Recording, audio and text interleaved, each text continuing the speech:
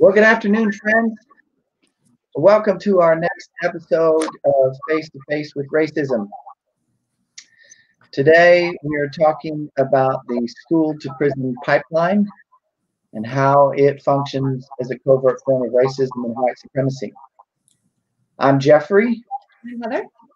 And we're pastors at St. Stephen United Methodist Church this afternoon. We're most afternoons. We're pastors at St. Stephen United Methodist Church, and this afternoon we're joined by Dr. Valerie Nelson.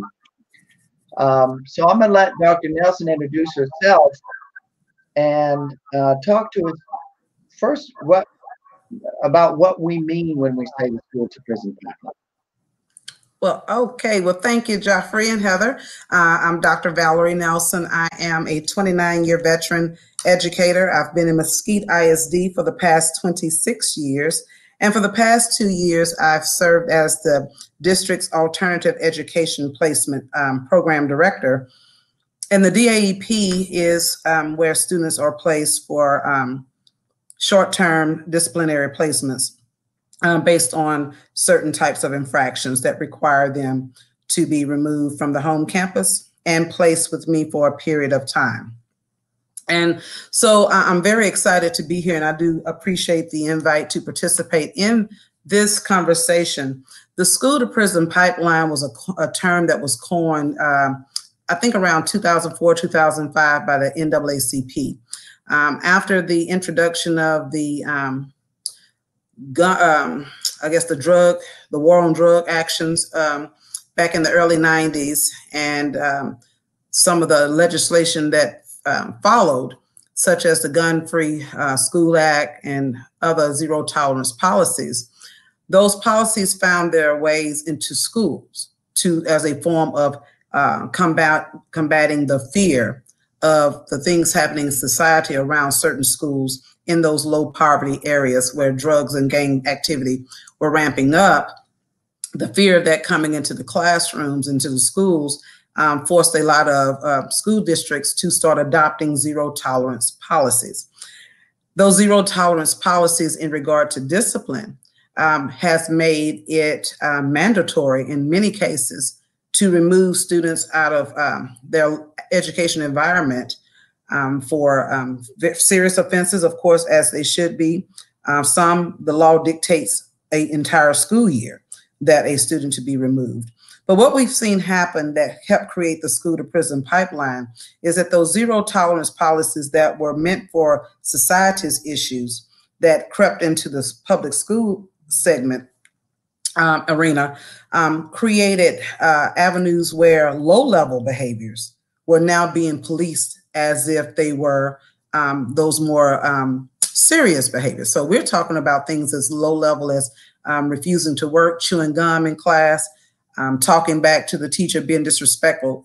All of those things are things that have happened in schools from the beginning of time, that children will challenge authority. But that was always dealt with by the teacher or the administrator, and that behavior and working with that parent as a partnership and getting that student back on track. Now we're seeing students forcibly removed from classrooms and handcuffed from refusing to give up their cell phones or refusing to participate in a classroom setting or for using profanity. So you see how something that was dealt with, and even in my years of teaching, you would have never fathomed a kindergartner or a first grader being handcuffed for throwing a temper tantrum in class. You know, we would have worked with that student and called those parents and got them up there in a partnership.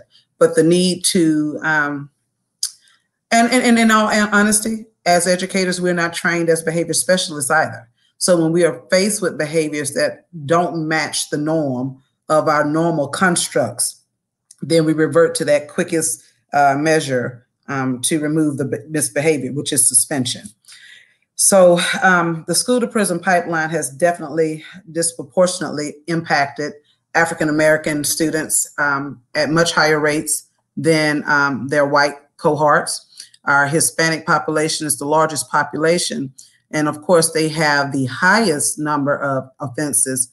But for African-Americans to be 14% of the national population, they are about 42 to 46% of all disciplinary removals. So they are definitely disciplined 3 times more than their cohorts. So that's what the school to prison pipeline is referencing, the disproportionality of minorities being disciplined at such a rate that they are pushed out of school and pushed into the juvenile justice system. So before we get to the prison side of the pipeline, I just want to pause and make sure that I heard what you said. Yes. So I hear you saying that teachers are not behavior specialists. Right. I mean, I have my bachelor's degree is in education. Mm-hmm. We had to take some classroom management classes, but I would not describe myself as a behavioral specialist. I would agree. But what I also heard you say, what you named as one of those behaviors is chewing gum. Mm-hmm. Mm-hmm. Now, I may not be a behavioral specialist, but I'm pretty sure I can handle chewing gum. I would agree. Okay. I would agree. But when you look at the research and you start seeing the infractions that students were removed from class for, chewing gum was definitely listed. And that was actually one of the infractions that was listed in one of the Texas Appleseed reports, I think back in the early 2000s. And so that, but that comes from somewhere, Pastor Joffrey. You know, what you got is you have those implicit and explicit biases that teachers, administrators, that we all have. Those implicit biases have been socialized into our mental constructs through media, through our interactions, through family members' past experiences, through the news. You begin to see the parallels to what behaviors are attached to certain great groups of people, certain expectations and stereotypes. And so when those behaviors start to manifest or show themselves in any way in school, if an educator or an administrator is not aware of their implicit and explicit biases, then they act on them. And, you know, the difference between implicit and explicit biases, implicit, you know, when you ask an educator how they feel about certain things, they will give you their true heart's answers. But what makes it an implicit bias is the things that they do that they're not even conscious of that they're doing, and just react that way. But what I find favorable and what I found favorable in my research was that when you're operating from those implicit biases that it don't line up to your Christian beliefs and your fundamental beliefs, and someone brings it to your attention, then you at that moment become conscious of it and you work towards correcting it and checking it at the door so that you can create that fair playing field for all. But when it's explicit, that means you know what you're doing. You know exactly what the outcomes are going to be, and you are okay with being that racist. You're okay with denying opportunities to other groups because of their social, economical, or racial backgrounds. And so as teachers, we bring all that to the table with us. You know, we work hard to make sure we check it at the door, but unfortunately this school to prison pipeline has not, doesn't start the principal. It starts that classroom teacher kicking kids out of class. All right, so okay. Let's talk now about the prison side. How does the pipeline get us from the infraction of profanity or chewing gum or something more severe to prison? What does that mean? So I mentioned earlier that some infractions have been identified and addressed as early as pre-K with pre-K students all the way through. And so imagine this, Pastor, that if you are a young, bright-eyed, excited to be at big kid school young fellow, and you get a teacher who is not as aware of the social and cultural differences of the students that they're teaching. And so you ask, how does that happen? Well, 80% of all classroom teachers in the United States are white female. And so when you have those social constructs that don't allow you to know the clientele or get to know the clientele that you're working with, then you may perceive their behavior as something that needs to be fixed, as if they're broken. And then we start down this pathway of labeling kids and addressing their differences, maybe as behavioral issues, when it could just be a cultural difference. Case in point, if you come to my church, Mesquite Friendship Baptist Church, where the Pastor Terry M. Turner is my pastor, and you come to our church service, you're going to hear us talking back to the pastor, amen, and hallelujah, and giving our side notes to that service. That's a part of our culture. And growing up in that, I've seen nothing wrong with that. Right. Well, you take that same child that's grown up in church and being able to address and interact that way, adults, and they come to school doing the same thing. But now that kid is disruptive. They're keeping others from learning. And no one is taking the time to teach, hey, this is not what we do. We just start punishing and taking points. So we make them start moving their clip. They start losing a color, and they start getting those notes home, those phone calls home. Well, you fast forward that to years and years of being identified as a behavior problem. After a while, you start to think that maybe school isn't for you. You're starting to see that none of the relationships, or very few of the relationships, are saying that we are including you, and we are using an inclusionary method. Instead, we're using an exclusionary method. So now everything about me is wrong. So you continue to do that, and then we get to the point where our dropout rates are increasing. Our high school graduation rates are decreasing. So students are being turned out into the streets without proper education, because they say school is not for me. They don't want me there. Every time I go, they're kicking me out. And I know this is a very generalistic point of view that I'm giving, but I'm just trying to give you a quick overview of how it can go from the classroom to prison. And when you look at early entry, again, remember I told you some of those low-level behaviors were met with policing in schools. So now you're getting tickets for disruptive behavior. You're getting tickets for fighting. Those tickets can range from $150 to $180 a pop. And so then you go to court. You have court fees. If your parents are poor in an impoverished area, so now you have the fees of the citation, you have the court fees. And if you're not able to pay those, some of the kids here in Texas, when the time they got to age 18, if those, or 17, if those fines weren't paid, they couldn't get their driver's license, or they got to serve jail time to work off what they owed. And so those citations, those probations, all of those things lead towards that prison pipeline. And if you look at the research, you will find that probably 75% of inmates are high school dropouts. So there's your connection. You know, if you're being forced out of school at such an early age by, and I'm not talking about those extreme behaviors that need to be addressed. I'm talking about regular, everyday behavior and interactions that have been escalated at such a rate through policing our schools, and I'm not blaming the SROs, because they were brought there to do a certain thing. And when they are called upon to act, then they're going to act upon those actions as police officers, not as educators or administrators. They are trained totally differently from us, and they're not behavior specialists either. It's fascinating to me that you used the example that you did to start this chain. Because we actually talked about that. We used that same example in an earlier episode on education disparities. Okay. And actually it was Amy Fullenrider Martindale, who teaches kindergarten at Henry, who talked about this exact translation of Black culture in the church, of that's very dialogical. Yes. Translate that into a kindergarten classroom where a teacher is trying to read a story. There you go. And the child starts interacting dialogically. And what they're told is, shh, be quiet. That's it. And so there we've got the conflict, because we have an implicit bias about the way, classroom management should happen, the way communication should happen.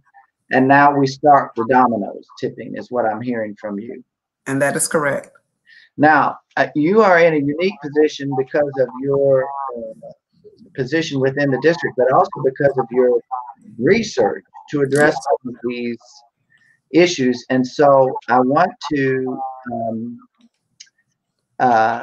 maybe, well, let's talk to us a little bit more about how can you, in your position and from your research, step in the way to shut this pipeline down?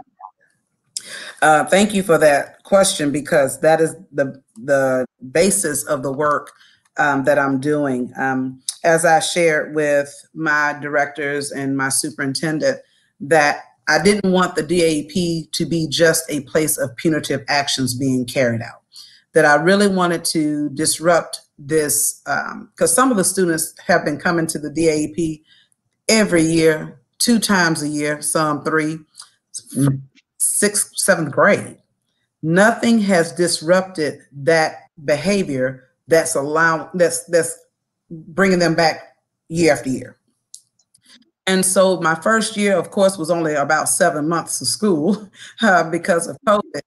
But we made some great inroads because I have such support from the district to try to do something different. And so when I meet with the students and they do the intake process with us, we let them know up front that there are options for them to earn their way back early.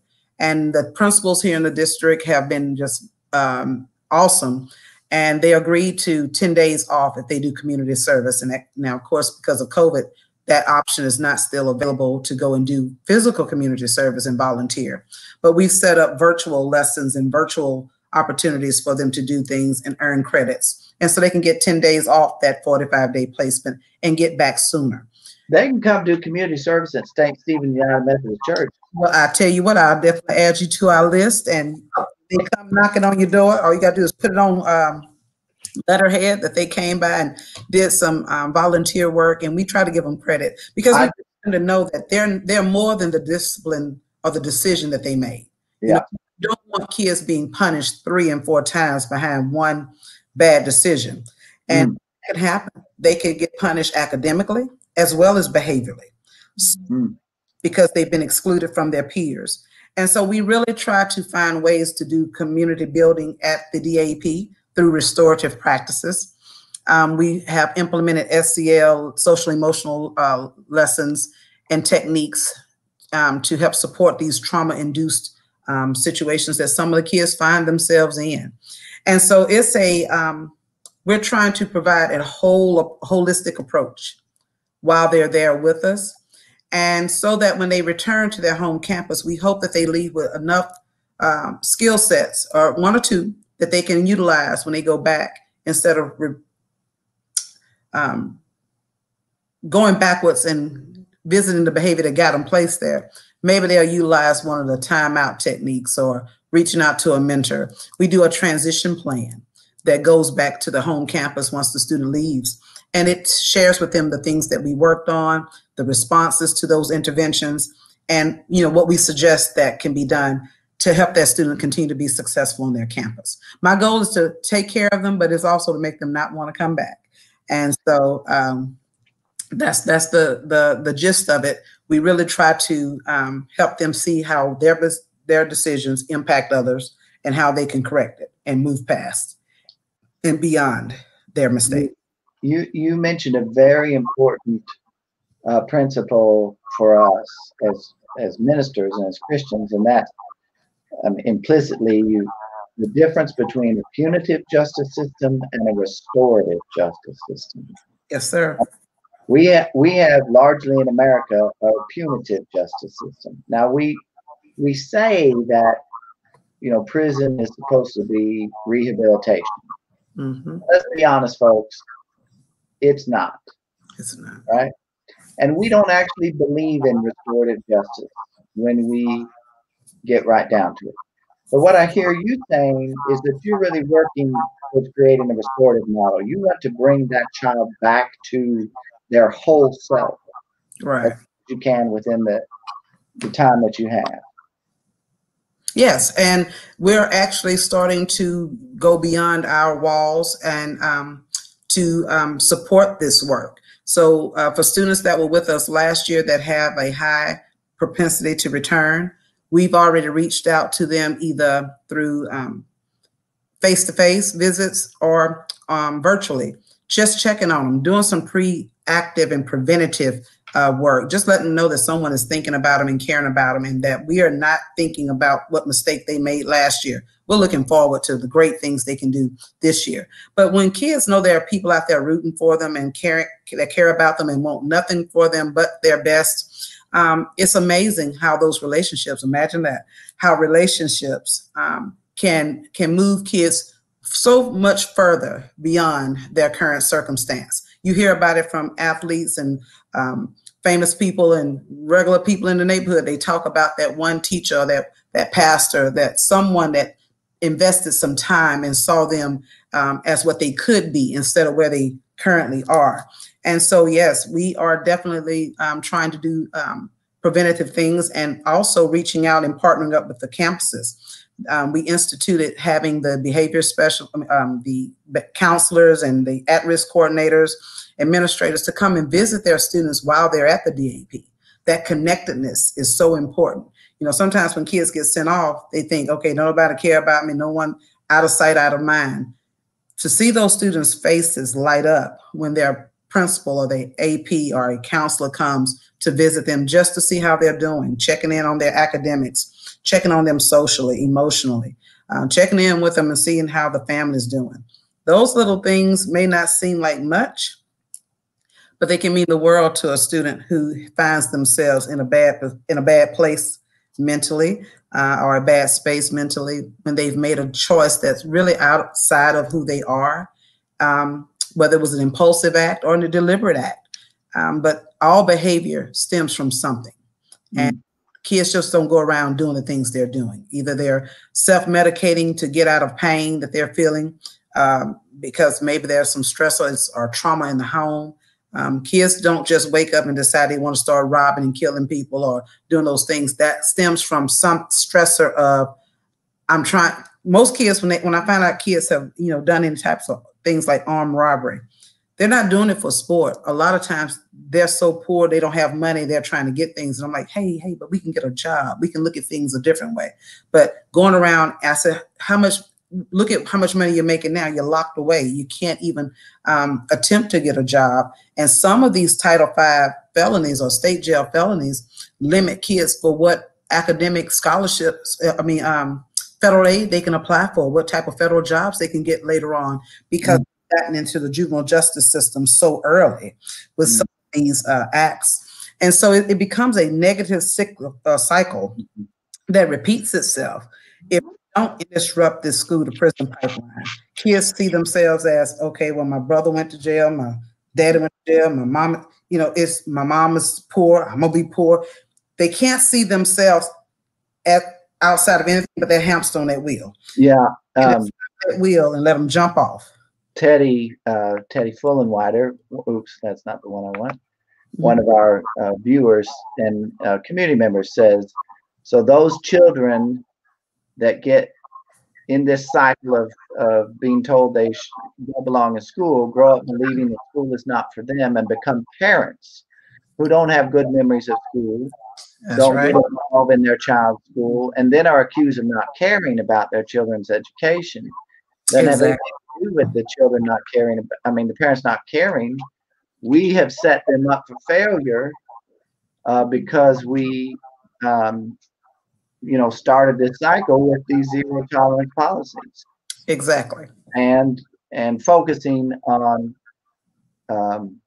normative, so-called normative behavior, which is white normative behavior.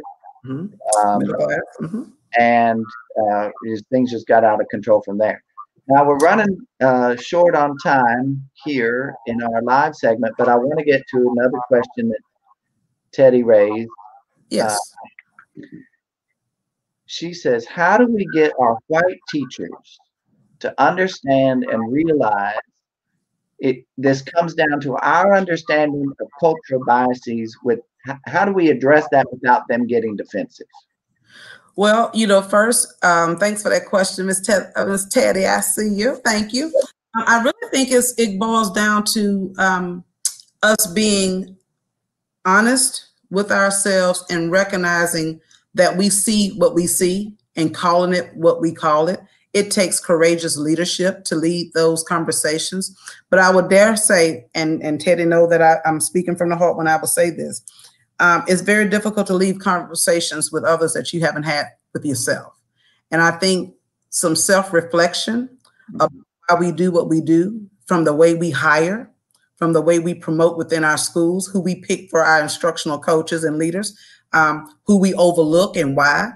I think there's a level of comfortability when we pick people that look like us, but we serve kids that don't look like us, and you're doing them a disservice. One of the first things that I did, I do at all of my campuses, I look at my teacher ratios and my student ratios, and I'm looking for opportunities of hiring diversity on my campus, because we can have all the college weeks we want and tell kids they can go to school, they can be this, they can grow up to be that. But if they have no examples of anyone that looks like them achieving those goals and serving in those roles, then they don't believe that it's for them. So hiring male teachers at the elementary level was something big. One of my the last secretary I hired was a male. I look for opportunities to hire men, women of color, of different genders and races. It's just important for students to walk down the hallways and see, I can be that. I can even be Miss Nelson. You know, when I first came to Mesquite in 1995, being the only African-American teacher at the campus, I had an extraordinary amount of pressure on me to perform and to represent myself well. And because I knew it wasn't just for my first graders I was teaching, it was for every little African-American girl and boy that saw me, because I had made it all the way to 6th grade and had never had a teacher of color. And so Mesquite has really worked hard to increase those numbers, and we still have some work to do. But that is where we start. We have to start with our practices. We have to start it with our policies. We need to look at our code of conduct. If the things that we are suspending kids for in dress code are along racial lines, then we need to revisit and remove those things out of the code of conduct. I think that when you mention middle-class values, definitely middle-class white values have driven a lot of policies and practices in public schools, and they have not been quick to change with the clientele they are serving. So they're looking at teachers that are coming into the classrooms, the more diversity training that universities can do. You know, when teachers are going to do their student teaching, we need to stop picking those picture perfect schools for them to go into to do their student teaching. But then when they come out and graduate, they're coming and interviewing at my school that looks nothing like where they came from, and they struggle. They struggle mightily because they, you know, I tell them in their interviews, well, I used to play teacher when I was growing up with my dolls and my this and another. I said, well, these dolls talk back. These dolls talk back. So you need to be able to understand that the doll's not going to stay still and just say and do what you say do. You're going to have to model, you're going to have to teach, you're going to have to create those systems and help them know how to do school. I think that's a lost art. We have not, we've been, the public school system has become such the ground zero for so many of society's problems, because it's the one place where we can get all the kids together and try to address all the things that are out there. But there's something to be said about taking the time to teach students what it is you expect of them. And when you do give them those expectations, 95% of the time they will rise and meet those expectations. But if we have leaders and teachers that don't believe that racism exists and that there are no prejudices, you know, I treat everybody the same way, I bet you don't. I bet you don't.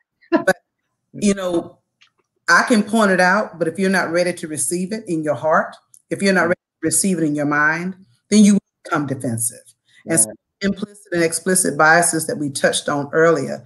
You know, unfortunately, this political climate has shown us that some people that we've worked with for years have some very different stances about things that they have been accepting of. And I'm thinking, wow, all I can do is pray and hope that that I'm open enough and Christian enough and strong enough in my walk with Christ that when I do step out of line and I do something that's offensive, or if I recognize that a decision I made might not have been done properly, that I can own it and then work on it so I don't repeat that behavior. But that you have to grow to this point. And so the defensiveness that comes with this topic comes from denial. Mm-hmm. Usually people are in denial of things they don't want to change because there is some cultural or social capital they're gaining from the marginalization of other races. Just call it what it is. If people weren't gaining and benefiting socially or culturally some way by marginalizing or keeping another group down, then we would be moving from this behavior. And so we have some work to do as a community. We have work to do as a school district, as a nation, as a state for sure, in this area. But it does start by calling it what it is. Well, we're definitely looking forward to talking about some practical ways that we, as Cynthia asked in her question, how we ordinary community members can help break that cycle. And so as we finish up this live portion, we know that it's hard to hear some of the stuff. Valerie, as you were just saying, we have to be willing to accept it ourselves first. But as we do that, be kind to yourself, be gentle, but don't take your foot off the gas. Keep having the hard conversations. And we will address some of these practical ways that you can help stop the school to prison pipeline in the portion that will be dropped on Tuesday. And then that we will see you next week when we do this all again. Thank you. Thank you.